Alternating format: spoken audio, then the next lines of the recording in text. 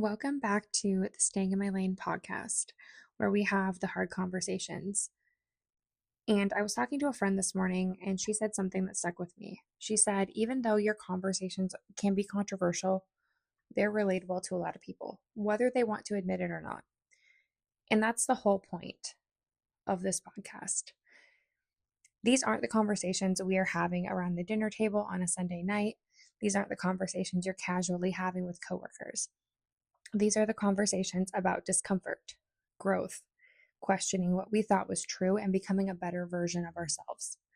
So let's go there. The question that nobody wants to ask. We've talked about conflict. We've talked about discomfort. We've talked about relationships, patterns, and generational cycles. But what about this? What if we're the problem? What if it's not just them, not just what they did, not just how they hurt us? What if we played a role in that hurt too? Because it's easy to point fingers. It's easy to build a narrative that we're the ones who tried harder, loved harder, showed up more. It's easy to make ourselves the victim, but accountability, that's uncomfortable. And most people don't live in discomfort long enough to grow from it. The quiet realization of realizing that you may be the problem can be really unsettling at first. There's a moment, and if you've had it, you know it doesn't happen during the argument. It doesn't happen when you're defending yourself. It doesn't happen when you're telling the version of your story years down the road. It happens in the quiet discomfort, when the anger fades, when the adrenaline wears off, when nobody is there to validate you or your feelings. So the question creeps in, what if it wasn't just them? What if I contributed to this problem too? And that's probably not something that you're going to say out loud. That's probably not something you're going to admit to the person that you were in a disagreement with or that you had a falling out with. And in that moment, it doesn't feel empowering. It feels like your identity just cracked open, because now it's not just they hurt me, it's I might have hurt them as well. Here's the part that people don't want to hear. You can be hurt and still be harmful. You can be trying and still be toxic in certain situations. You can love deeply and still create damage. It doesn't mean that you're doing it on purpose or it's intentional, but it does make you responsible. It doesn't make you a bad person. But when you take responsibility for that, that's where the growth begins. Survival mode is not an excuse. It's an explanation. And when we look at that and really look at how we are becoming harmful or toxic or hurt others in certain situations, that's the version of us that can grow through it, not around it, right? There's a version of us that exists in survival mode, and that survival mode can cause us to be harmful or be toxic. That's the version that interrupts instead of listening, raises our voice instead of regulating, assumes instead of asking, reacts instead of responding. Not because we're bad people, but because somewhere along the way we learned that if I don't protect myself, nobody will. So we defend, we justify, we explain, we escalate. And in our mind, we're not the problem. We're just misunderstood. And in that version of the truth, because we feel that we are not the problem, it can cause us to make excuses for the way that we treat people. Again, going back to that misunderstood, judged, we may say that we are doing the best we can. And while that may be true, we also have to acknowledge the painful realities that being in that survival state, living in that chronic state of fight, flight, freeze, or fawn, maybe we have become the harmful ones. Maybe we have become the ones who are toxic. And I'll speak for myself here when I say that. I over-explain everything.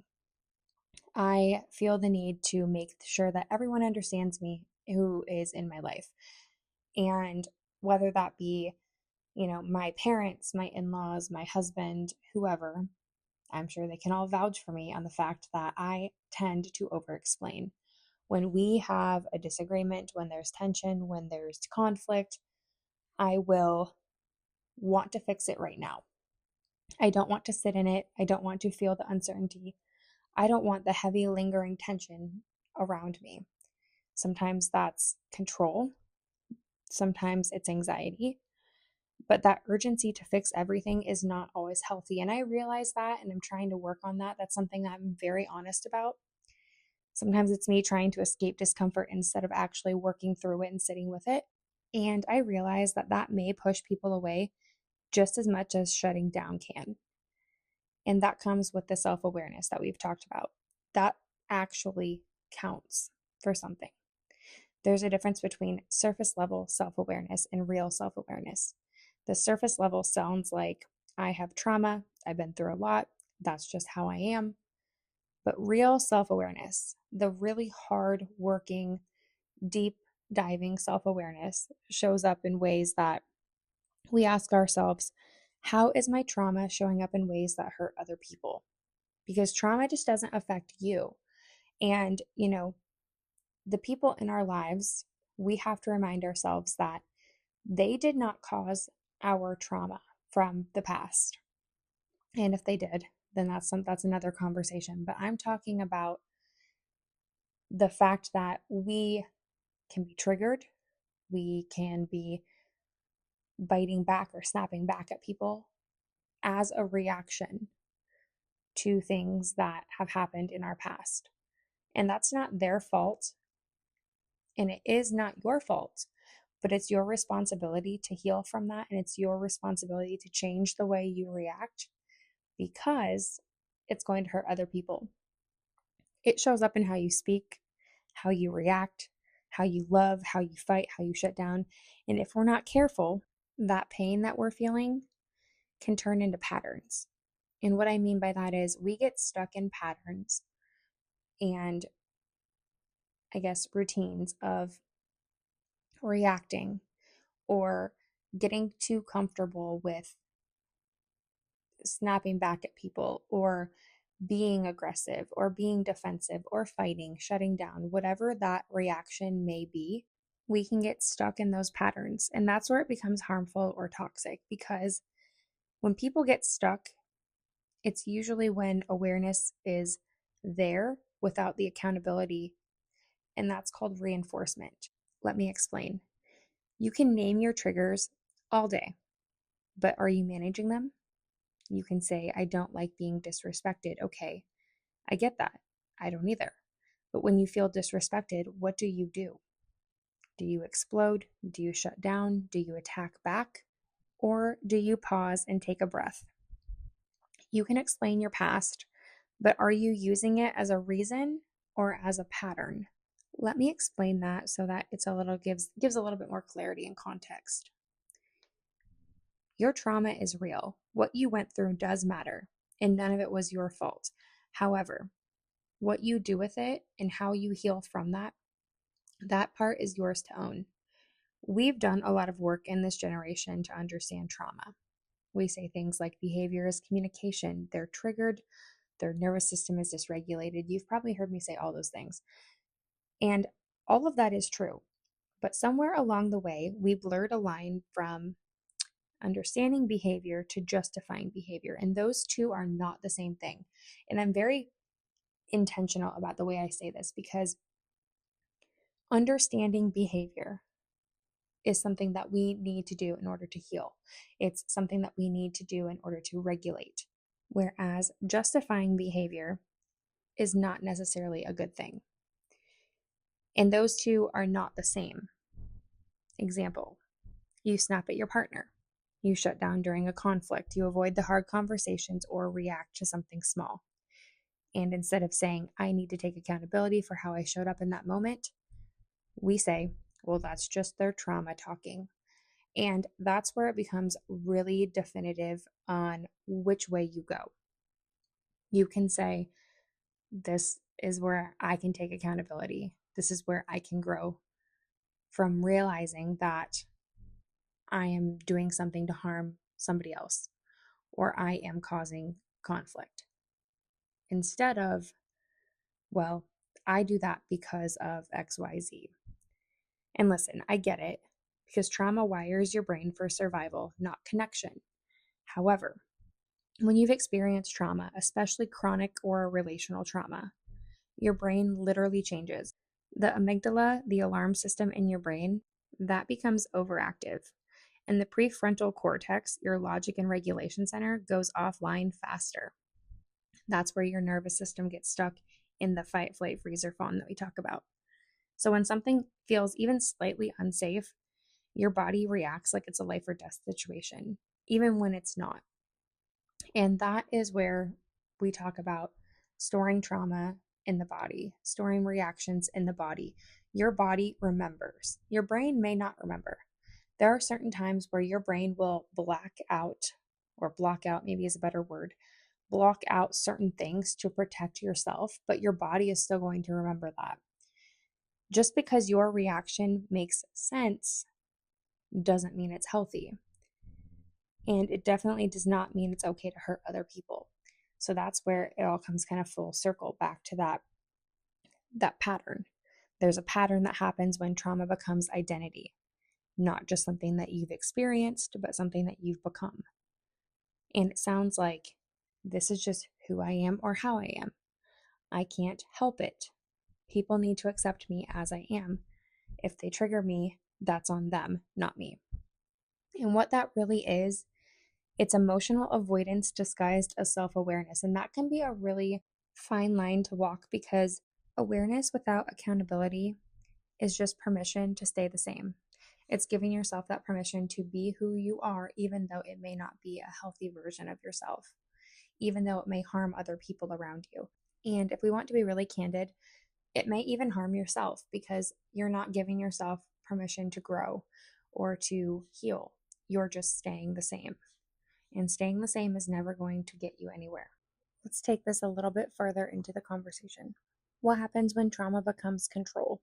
Because in reality, that can become really dangerous for both you and other people around you. And there's more to this than just the self-awareness piece to it. Sometimes trauma gets used in ways that are not just avoidant. Instead, they're controlling.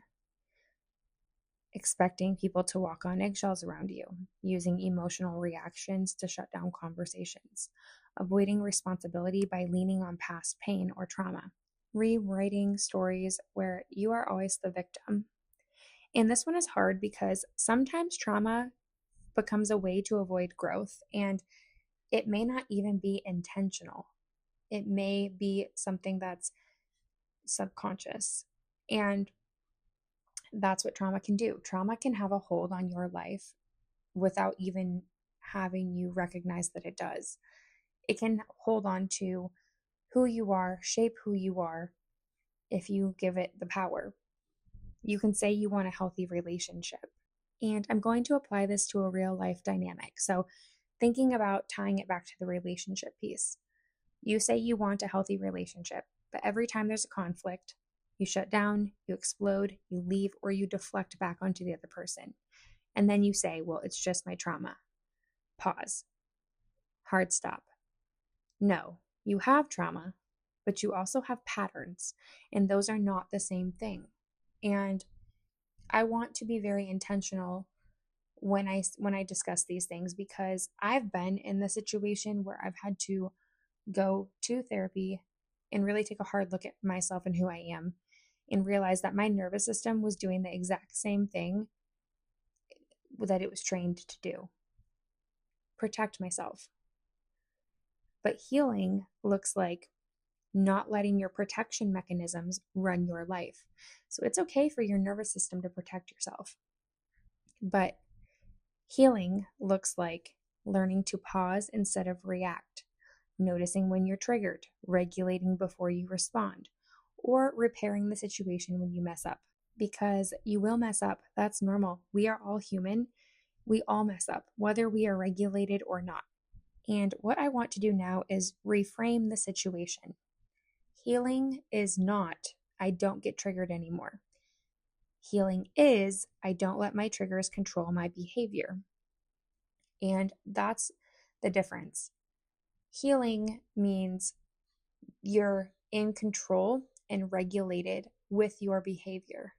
It does not mean that you're not going to get triggered. It does not mean that you're not going to react. It means that you are going to try your best to pause and stay regulated with your triggers before you explode. The accountability shift in this whole thing. I want to shift the language a little bit. Instead of my trauma made me do that, try I was triggered and I did not handle that well. Instead of that's just how I am, try that's a pattern I learned and I'm working on breaking that. Why this matters is huge because we can't go around, and I've said this before, we cannot go around expecting the world to accommodate to us. You see people on, TikTok, Facebook, Instagram, whatever, constantly throwing fits and having meltdowns when they don't get their way, or, reacting and getting violent or aggressive towards people. This is what happens when we don't heal from trauma. This is what happens when we normalize the reactivity. This is what happens when we use trauma as an excuse for behavior. We don't just stay stuck, we pass it on to our kids, to our partners, to people closest to us, and as a result, we have a whole world full of dysregulated, angry, and unhealed individuals trying to all prove a point. And that's where I say that trauma becomes an excuse for that behavior instead of that self-awareness and healing. You can't teach emotional regulation while you're refusing to practice it. You can't expect your child to take accountability if you don't. You can't expect people to have a respectful conversation with you if you can't show them respect of listening and speaking to understand. Because I think I've said this before, is that we are in such a high-paced, high-stress environment in 2026 that it's overstimulating and there's a lot going on. So we're not listening to understand or hear. We're listening to defend or deflect or make it about ourselves. So we have to shift that perspective and that practicing of breaking that pattern, if you will. We have to stop and really try to shift that so that it becomes a healthier way of speaking and healthier way of interacting with people. But that all comes full circle back to you have to heal from your trauma. There's a difference between giving yourself grace and letting yourself off the hook. Compassion says, I understand why I'm like this. Accountability says, and I'm still responsible for changing that. You need both of those things in order to grow. Healing is not pretty. It's not aesthetic. It's not a quote on Instagram. And I see that so much of the time with influencers. They're constantly trying to make it an aesthetic or making it a trend. Healing is not a trend. Healing is something that you are catching yourself mid-reaction, apologizing without defending yourself, sitting in discomfort instead of avoiding that, having conversations that you would rather run from, and doing the same work over and over again. It's not posting it on Instagram or making it a TikTok trend. It's genuine and intentional healing. It's a practice of being able to go through it over and over again because we've all been in that conflict, and almost automatically we build that story of they started it. And maybe they did, but what if that's not the entire story?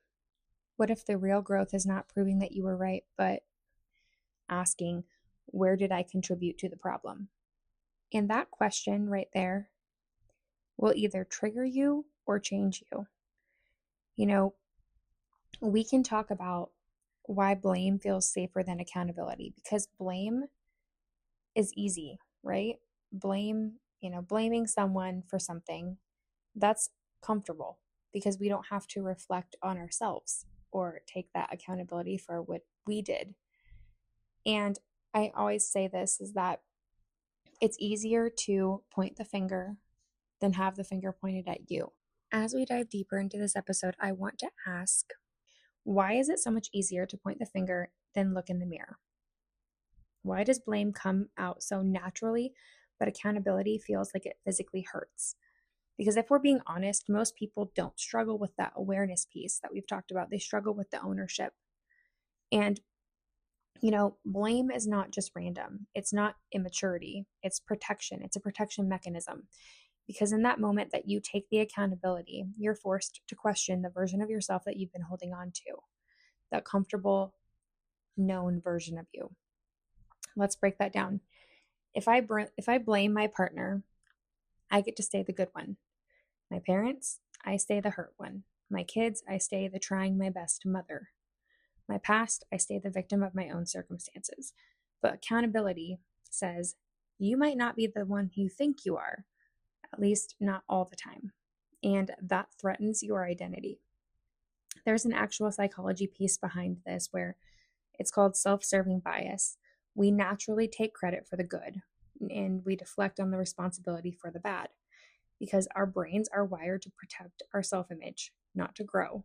Growth is an optional piece. Protection is automatic. And here's where people miss the big picture is accountability is not just a mindset issue, it's a regulation issue. Because when you're called out, your nervous system doesn't go, let me reflect on this. It goes, threat detected, and that's where those alarm bells start going off. So what do we do in those situations? Well, we defend, we deflect, minimize, justify, and turn it around on the other person. I'm sure that's sounding very familiar to you guys right now. Your body is trying to protect you from that shame.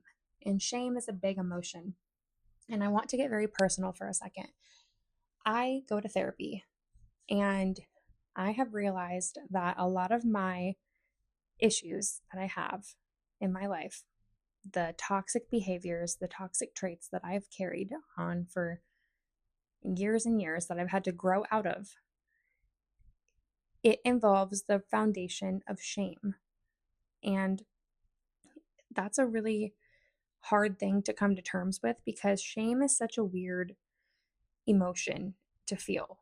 I want to slow this down for a second and talk about this because I don't think people talk about this enough. And me just sharing the fact that I've had so much shame in my underlying emotion, feeling, whatever you want to say. Shame is what's underneath all of this. And a lot of you can probably relate once you start really thinking about where things come from. It's not guilt, it's the feeling of shame. Because guilt says I did something wrong, but shame says there's something wrong with me. And those are two very different experiences. So when accountability shows up, when someone calls you out or you start realizing your own patterns, even if you don't speak it out loud, you're thinking, oh, I messed up. It feels like, oh my gosh, what does this say about me? I'm the problem. And I can tell you so many times I have taken on all of the problems and all of the tension and just shoved it on me because of the shame I grew up feeling. And I don't really know where exactly it started. That's something I'm still working through. I can pinpoint a little bit, but there is so much shame attached and tied to my feelings and my reactions that I've had to work through it. And I've had to really work hard to not become defensive or shut down or justify myself or even flip it back around on the other person. Not because I don't care, but because my brain is trying to protect myself from a deeper belief of I'm not good enough or I'm failing or I'm becoming the thing I said I'd never be, whatever that feeling may be in the moment. And it's painful. It's hard. Think about it for a second. Your child says, you scared me when you yelled. And instead of saying, you're right, I shouldn't have done that, something in you just clenches. And suddenly it's, well, you weren't listening. I've told you 5 times, I'm overwhelmed. And while those things may be true, that's not the point. Because underneath that reaction is shame whispering, a good mom wouldn't do that. A good mom wouldn't react like that. A good mom wouldn't yell. And instead of sitting in that feeling, you run from it. And that's the thing is, when you're feeling those emotions, when you're snapping at your kid and you have this thought in your head that says, a good mom would never do that. That is also your inner self talking to you, saying this is where you need to grow. And that's where we can choose growth over comfort because that's where it starts. It's not easy to take accountability. Accountability is not meant to drown you in shame, but it's meant to separate you from it. You are not the worst thing you've done. You are not your hardest moments. You are not your dysregulation on your worst day. However, you are still responsible for what you do in that moment and what you do next. And that's the part where people get stuck at. They think, if I admit this to myself, whether it's out loud or in your head, I'm admitting that I'm a bad person. And that's where we get it wrong, because you're admitting that you're a human who's been stuck in a place and you have work to do. And that's okay. Real growth happens when you can say, that was me, that wasn't okay, and I'm still worthy of doing better.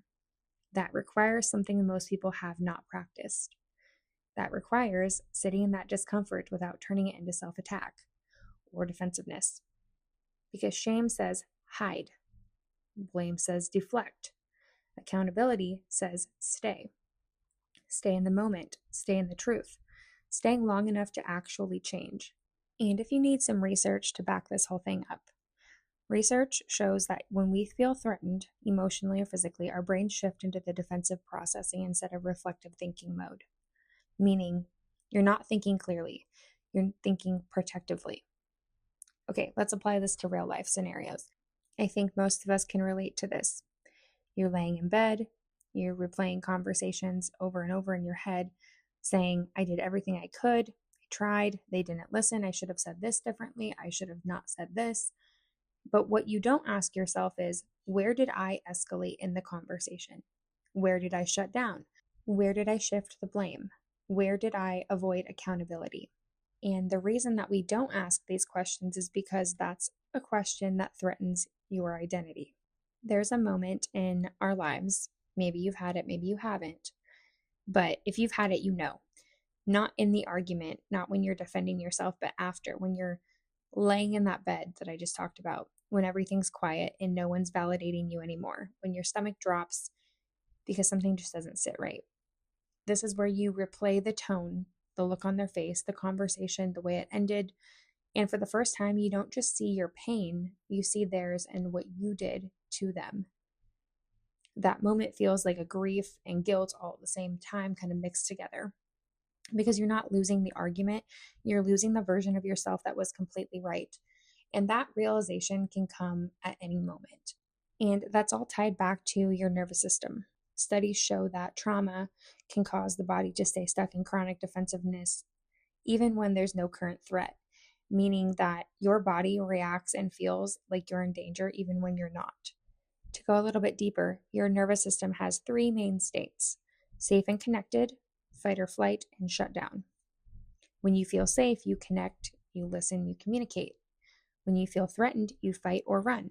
When you feel overwhelmed, you shut down. Let's take it back to some more real life scenarios. Fight equals arguing, raising your voice. Flight means and equals avoiding leaving, ghosting, or avoiding. Freeze is shutting down, going silent, and fawn, that's people pleasing and over explaining. This is important. These are not personality traits, these are survival responses. Your body is constantly scanning for safety without realizing that you're doing it. And there's actually a reason for this.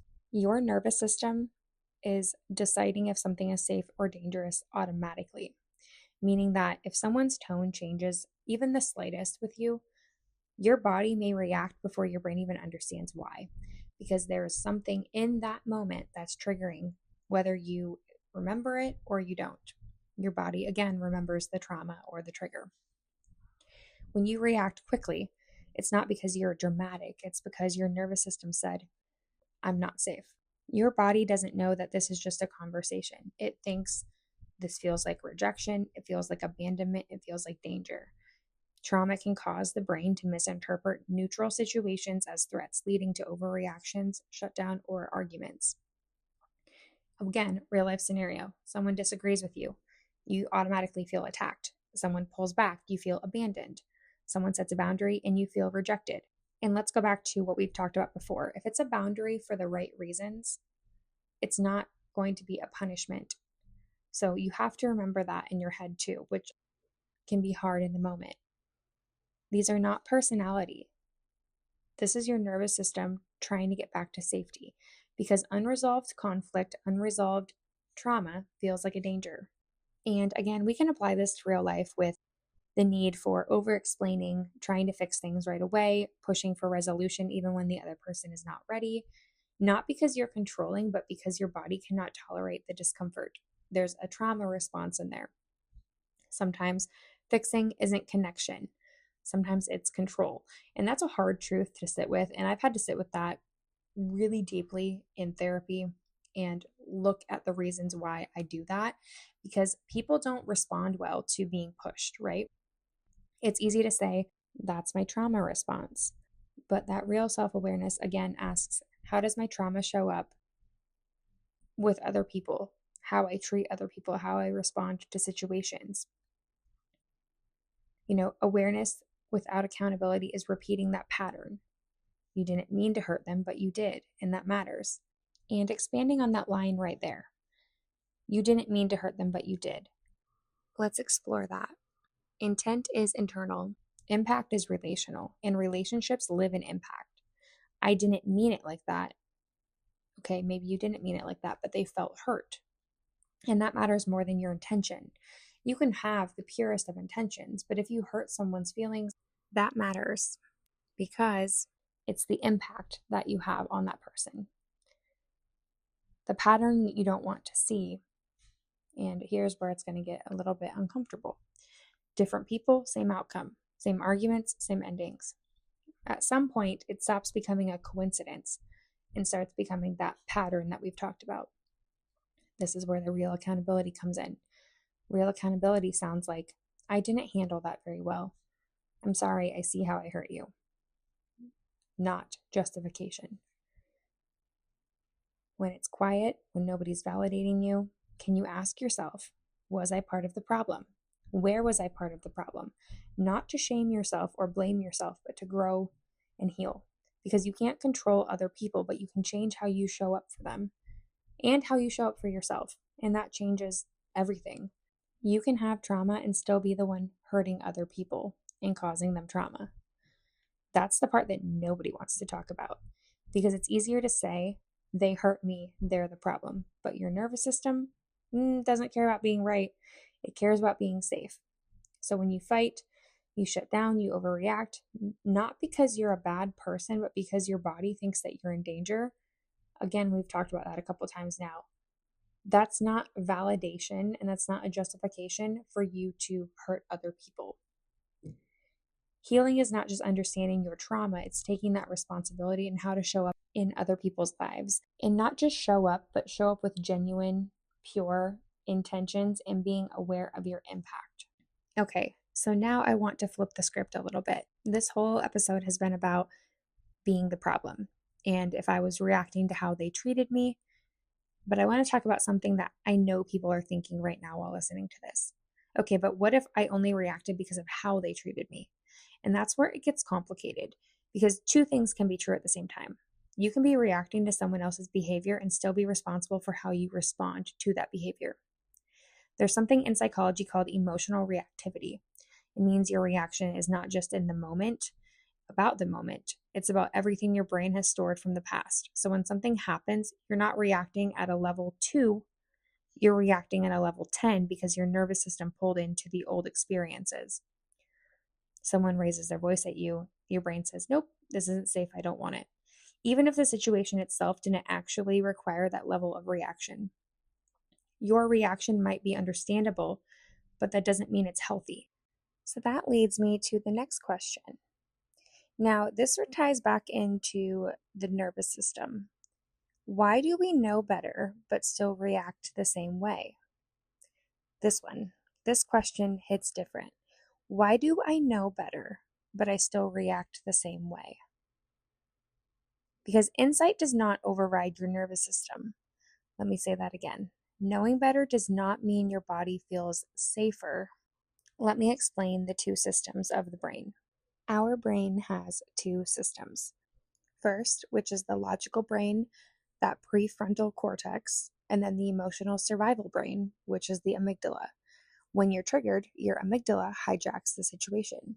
In psychology, that's literally called an amygdala hijack. Oh my gosh, that's a mouthful. What that means is that you can know, I shouldn't yell, I should stay calm, I should communicate better. However, your body has already decided we're in danger, so we're reacting.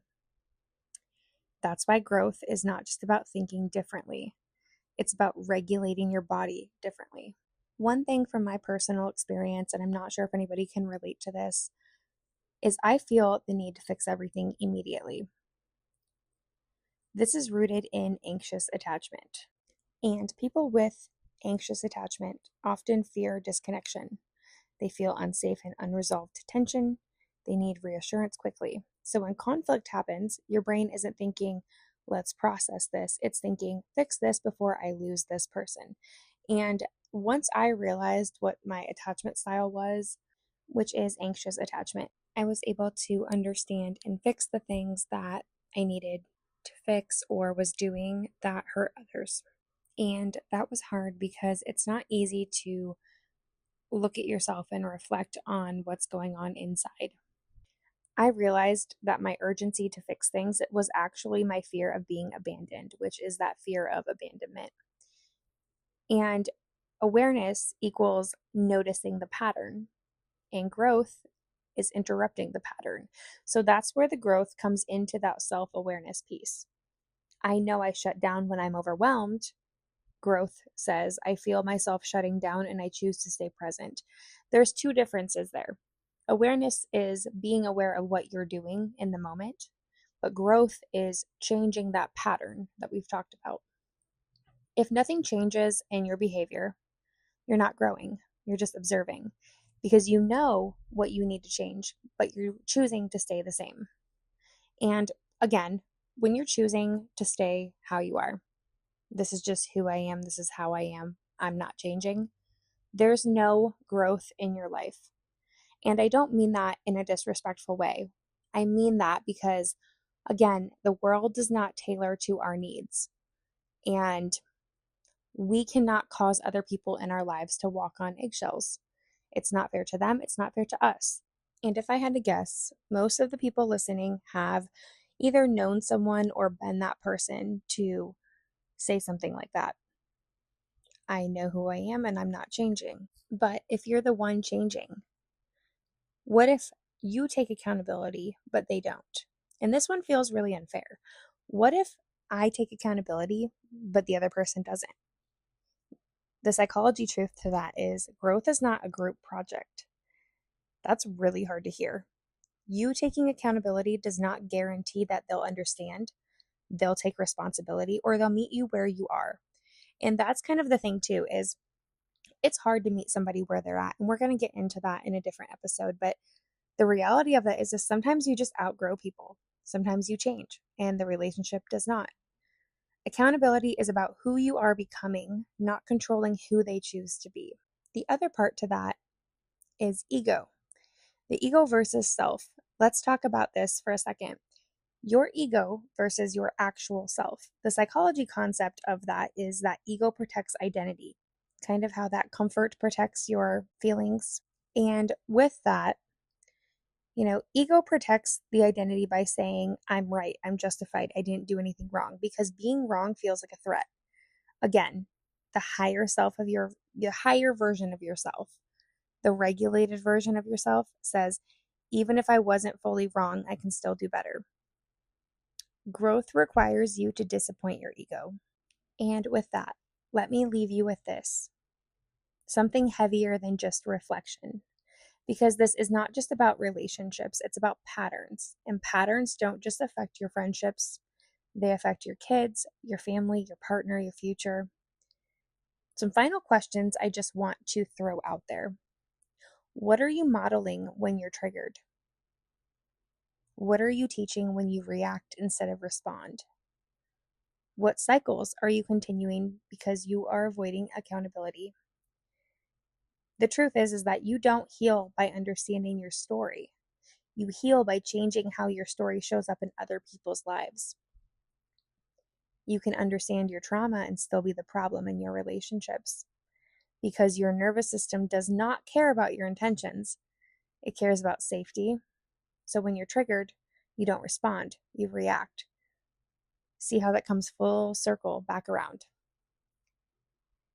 Healing is learning how to feel safe without hurting other people around you. And I want to dive way deeper into that. That is where I'm leaving it today. However, I have a little bit of an announcement. You've heard the podcast, but that's just the surface. The truth is, there are conversations I haven't fully said aloud yet. Not because they don't matter, but because they go deeper than a 30 to 60-minute episode can hold.